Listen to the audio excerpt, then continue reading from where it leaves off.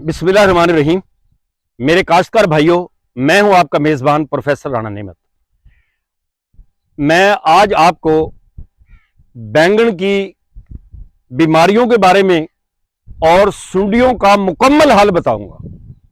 इंशाअल्लाहुल अजीज, अगर आप ये नुस्खा कर देंगे ना तो इंशाअल्लाह ताला आपके बैंगन के ऊपर सुंडी नहीं रहेगी, आपका बैंगन काना नहीं होगा। क्योंकि बैंगन के नुस्खे तो मौजूद हैं, ये नहीं कि पता नहीं है। बहुत से काश्तकार हैं जिनको बैंगन के सुंडियों के ऊपर कंट्रोल करने का मुकम्मल अबूर है, उन्हें एक एक स्प्रे का भी पता है। लेकिन हमारे यहाँ दो चीजें हैं। जैसे हमारे हकीम थे ना, अब हमारी हिकमत क्यों मर गई? उसकी वजह यह थी कि हकीम वो नुस्खा लेके कब्र में चला जाता था लेकिन दूसरे को बताता नहीं था। इसलिए आप देखें कि हिकमत ऐसा ऐसा खत्म हो गई और एलोपैथी जो है वह ऐसा ऐसा चढ़ती चली गई, क्योंकि अंग्रेजों ने किसी बात को छुपाया नहीं, उस फार्मूले को आम कर दिया और पूरी दुनिया में वो फार्मूले फैल गए और वो जो डॉक्टरी जो थी वो आगे चली गई और हमारी हिकमत जो है वो वफात पा गई। यही हाल हमारे बैंगन का है। तो बैंगन पे सबसे ज्यादा जो किसान को तंग करती है या बैंगन के ऊपर रूटावेटर चलाने का सबब बनती है, वो एक ही चीज होती है और वो है बैंगन की सुंडी। ये बैंगन जो है वो अगर एक दफा काना होना शुरू हो जाए तो फिर बैंगन के अंदर से सुंडी निकालना बहुत मुश्किल हो जाता है। अब बैंगन का जो नुस्खा है जो मैं आपको बताने वाला हूं वो होगा तो महंगा, लेकिन कहते हैं कि महंगा रोए एक बार, सस्ता रोए बार बार। अब होता क्या है कि हम सस्ते नुस्खे जो है वो करते रहते हैं, हम वो पैसे भी उससे ज्यादा खर्च कर लेते हैं और जो है वो सुंडी भी नहीं मरती और फसल भी जो है वो सारी की सारी खराब हो जाती है। पैसे भी खराब हो गए, फसल भी खराब हो गई। तो इसलिए आज मैं आपको आजमुद्दा नुस्खा जो है, क्योंकि मैंने बैंगन ज्यादा तो नहीं लगाया, मैंने 20 एकड़ तक तो बैंगन लगाया हुआ ना, और 20 एकड़ के अंदर जो बैंगन तुड़ाई करने के बाद मैं मंडी आगे भेजता था। मैंने ये मेलसी में सैफन के पास लगाया था टमाटर, अपना सॉरी बैंगन लगाया था। तो उसके अंदर आप ये कह सके कि 100 थैले के अंदर आधा थैला होता था कि जो काना निकलता था। क्योंकि आप किसी चीज को मुकम्मल तौर पे तो नहीं खत्म कर सकते, आखिर उसकी नस्ल तो रहनी होती है ना।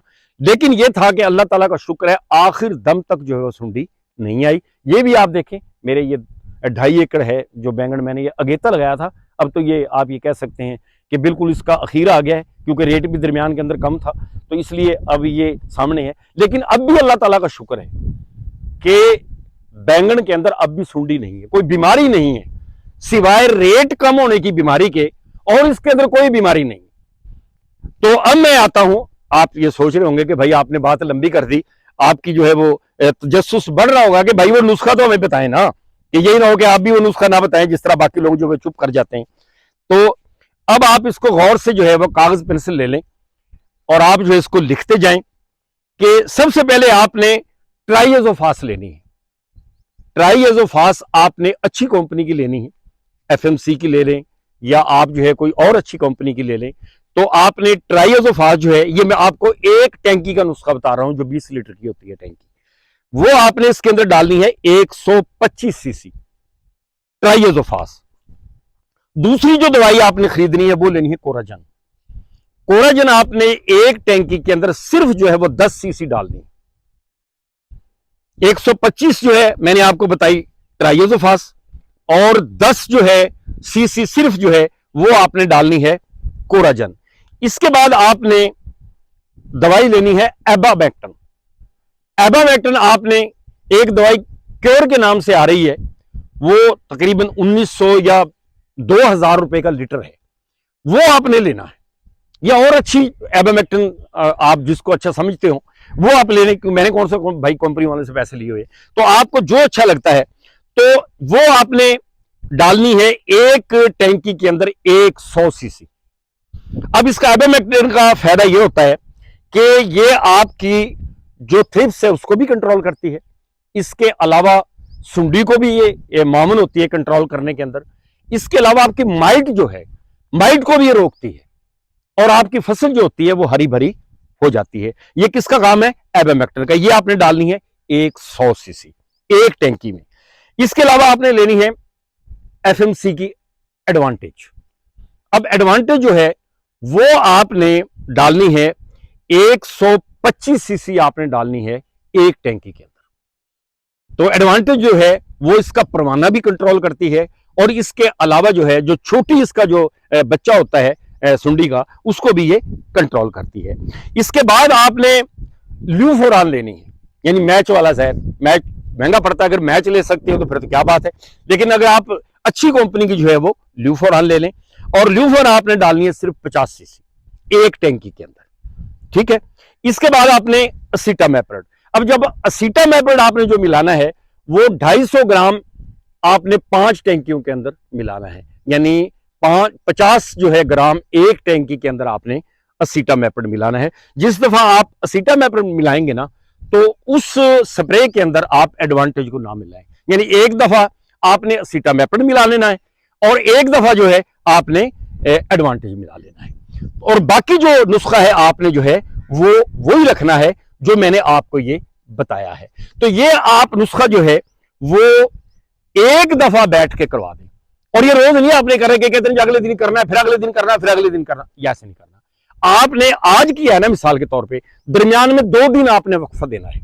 पहला जब आप स्प्रे करेंगे तो आपने वक्फा देना है 1 दिन का, फिर आगे आपने 2 दिन का वक्फा देना है। मिसाल के तौर पर आज स्प्रे कराया, आपने कल नहीं कराना, परसों नहीं कराना, उससे अगले दिन कराना, यानी दरमियान में 2 दिन आएंगे, ठीक है। और एक जो बात आपने ज़हन नशीन करनी है वो ये है कि आपकी दवाई चूंकि बहुत महंगी है, आपने इसके लिए पानी जो साफ करना है, वो पानी जो आपने इस्तेमाल करना है वो साफ पानी इस्तेमाल करना है, और खारा पानी इस्तेमाल नहीं करना। अब इसका तरीकेकार ये है कि आप जो है, क्योंकि जो काश्तकार बैंगन काश्त करते हैं तो उनके पास तकरीबन सारी चीजें मौजूद होती हैं। जहां ट्यूबवेल का पानी अच्छा है, नीचे वाला खारा पानी नहीं है, वो तो ट्यूबवेल का पानी उसी तरह इस्तेमाल कर लें। अदरवाइज आप एक छोटा सा जो है वो गड़ा बना लें पक्का, उसके अंदर नहरी पानी इकट्ठा कर लें, वो कुछ एक रात के अंदर साफ हो जाएगा, और उसके अंदर से आप जो है वो पानी लेके और स्प्रे करते रहे। तो इस तरह आपने साफ पानी से स्प्रे करना है। दूसरी बात का जो ख्याल करना है वो ये है, जो बड़ी अहम है, जिसका हम ख्याल नहीं करते, आपने स्प्रे जब भी करना है आपने असर के बाद करना है। जितना भी आप लेट कर सकते हैं शाम को, उतना लेट स्प्रे करें आप, ताकि आपका स्प्रे रात को उसी तरीके के साथ पड़ा रहे, और जब वो कीड़े मकोड़े आए उसको खाएं तो वो सारे के सारे जो है वो अल्लाह को प्यारे हो जाए। अब इसके अंदर बाज दफा ये आप स्प्रे सारे करने के बावजूद सफेद मक्खी का हमला हो जाता है। अगर आपके सफेद मक्खी का हमला हो जाता है तो आपने, महंगा स्प्रे है, मतोई कर देना है। अगर आप मतोई नहीं कर सकते तो आप जो है 2 स्प्रे 6 दिन के वक्फे से आपने क्या करना है, आपने मोमेंटो के कर देने। तो इंशाल्लाह आपकी जो सफेद मक्खी है वो भी कंट्रोल हो जाएगी। अगर आपकी इसके अंदर एक बीमारी जो आती है वो आती है आपकी माइट्स की। अगर आपके माइट्स आ जाए, माइट्स का तो ज़ाहिर है जो काश्तकार इसको काश्त करते हैं उन्हें अच्छी तरह पता है कि माइट्स जो है वो पीछे जाला बन जाता है, और ऐसे लगता है कि जैसे पूरे खेत को आग लग गई हो। तो आपने फिर वहां पे जो है 5 टैंकियों के अंदर आपने जो है वो मिला लेना है ओबिरान। ओबिरान जो है उसका आपने इस स्प्रे के अंदर ही वो मिला लेनी है, तो इंशाल्लाह ताला वो भी आपका कंट्रोल हो जाएगा। वैसे तो मुझे ये उम्मीद है इंशाल्लाह कि अगर आप हर स्प्रे के अंदर एबोमेक्टिन मिलाते रहेंगे और अच्छी कंपनी का मिलाते रहेंगे तो इंशाल्लाह आपके माइट आएगी नहीं, और ये बाकी सफेद मक्खी और बाकी चीजें भी नहीं आएगी, क्योंकि इतना बड़ा मलगूबा बन जाता है ना, तो ये हर चीज जो है वो आपकी कंट्रोल हो जाएगी, और आपको इंशाल्लाह जितनी भी इसकी बीमारियां हैं उनसे निजात मिल जाएगी। आप सिर्फ इसको 2 दफा करके देख लें, क्योंकि मेरे काश्तकार भाई जो है उनके मेरे पास टेलीफोन आ रहे होते हैं कि भाई मैंने जो है रूटावेटर जो है वो फिरा दिया है, मेरे से अब सुंडी कंट्रोल नहीं हुई।